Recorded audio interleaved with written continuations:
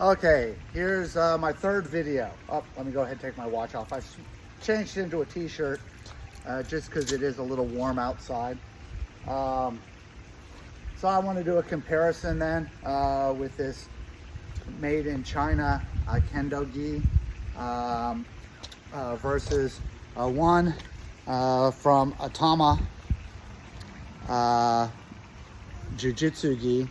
The one that I'm gonna, just because I don't want any of my good gis to, if it does tear out the threads, I don't want to ruin one of my good competition, particularly not my competition gi. So I'm going to use one of these old worn out gis. Again, Judo, Jiu-Jitsu gis, they don't have the ties.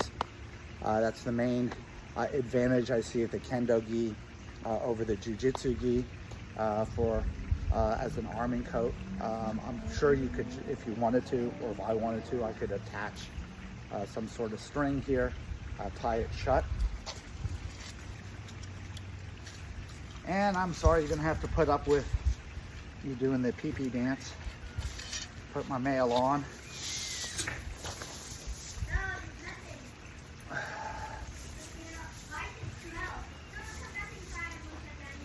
Oh, that's my kids, ignore them.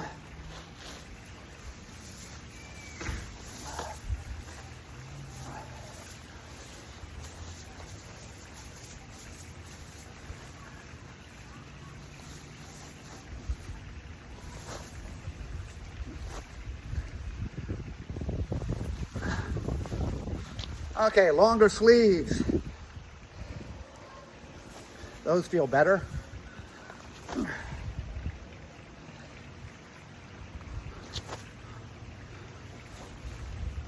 Okay, something's going on. The collar here is a little folded down, doesn't protect my neck quite as much. I think I might have had the Maille on backwards last time. All right, so don't know if you can tell, or you can tell the collar, gi collar isn't quite protecting it with the back of my neck from the Maille. That's a little annoying, but otherwise, like the Kendo Gi, this feels relatively cool. You can see the skirt isn't quite as long.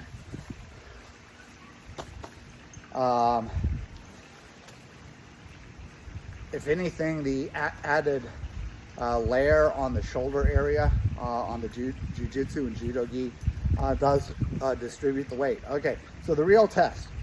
This is a single weave. I'm not sure if it's actual made in Japan sashiko fabric or made in China, like the Kendo Gi. This has been well used, so we'll see if the dome rivets on my Maille tear this up in a similar fashion to the Kendo Gi.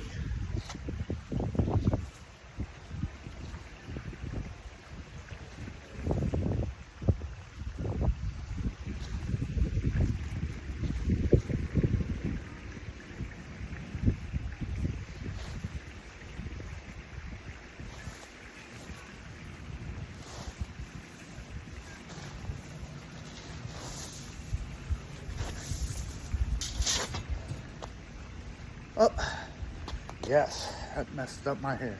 Okay. No damage.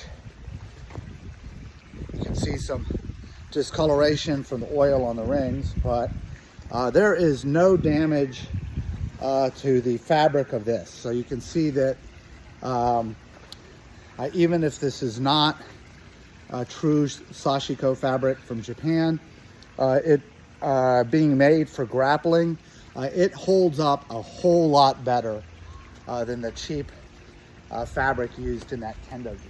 I'm not even sure at this point if I need to try my double weave.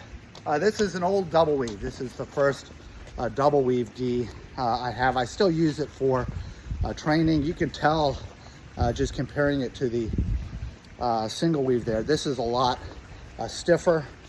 You can see it's got, like my Jiu-Jitsu gi, it's got a lot of wear on the collar. main reason I bought my competition gis was because I don't know, this gi ran short to begin with, or if it shrank. I never put my gi in the dryer. I always hang them up to dry so that they don't shrink in the dryer. But over time, this gi has shrunk a little bit. You'll see that in the sleeves. Also around my prodigious abdomen.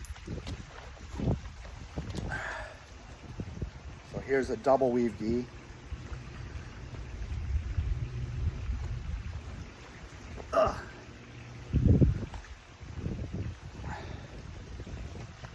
All right, again, it doesn't have the ties. You can see it's pretty tight across my gut. But the sleeves fall far short of the wrist, which would make this illegal, not only in jiu-jitsu tournaments under most rules, but you got to be within, I think, 3 inches of the wrist. So this would actually barely make it in a jiu-jitsu tournament. But in current judo rules, they have to cover the wrist bone, which is why I needed to buy new competition gi. Also, you need a blue one and a white one for national and international level tournaments. All right, let me make sure I have this on the right way. This was the gi that actually inspired me to think that a judo gi would make a good off-the-shelf arming coat or arming jacket, because one of the other advantages of the sashiko fabric is it's very breathable, but it's also tough. And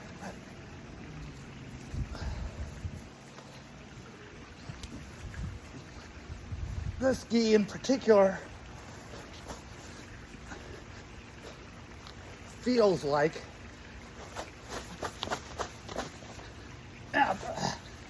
dang dome rivets. One of the big disadvantages of dome rivets is they get caught, the rings get caught on each other, which makes it harder to put on and off. All right. All right, well, in terms of weight distribution, I can tell a pretty big difference across my shoulders with the double weave. Even the single weave, because it has the added shoulder area and quilting here, just this single weave provided a little better weight distribution across the shoulders than the Kendo Gi did. This one does quite a bit more. And, well, it doesn't provide a whole lot of impact protection. I cannot feel the mail. I can feel the blows, but I cannot feel the mail digging into my skin at all. So this does protect the skin from the mail. Okay, so moment of truth time. Does the licensed true sashiko fabric of a double weave gi get torn up? And again, apologize for the pee-pee dance.